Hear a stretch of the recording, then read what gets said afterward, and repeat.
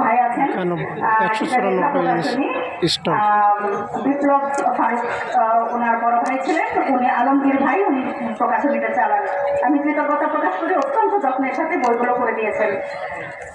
আসলে কি বলবো, একটা নবজাত সন্তান যখন মায়ের কোলে আসে তখন মায়ের যে আনন্দ, আমি এই 4টি বই হাতে পেয়ে সত্যি খুবই আনন্দিত, ধন্য এবং গর্বিত। আমার বইমেলায় ফিরে আসি।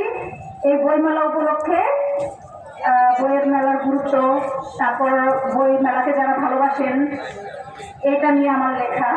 তারাই ভাতের ভূত হচ্ছে শিশুদের নিয়ে, শিশু কিশোরদের নিয়ে, যে আমরা এখন বর্তমান যুগে কিছু কিশোর মানে শিশু চলে এসেছে, যে যারা শুধু খেয়েতে মানে আরামায়েশে থেকে তারা অনেক কিছু ভুলে যায়, তারা বাস্তবতা কি ভুলে যায়।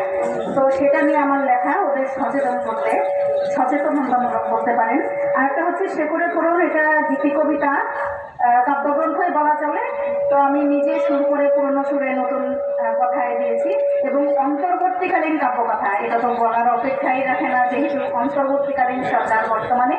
এবং আমি শুধু সরকার নিয়ে না, আমি এটা লিখেছি আমাদের দেশ এবং জনতার যে ভাবমূর্তি প্রকাশ পেয়েছে, তো সেখানে আমি কিছুটা ধরে রাখার চেষ্টা করেছি।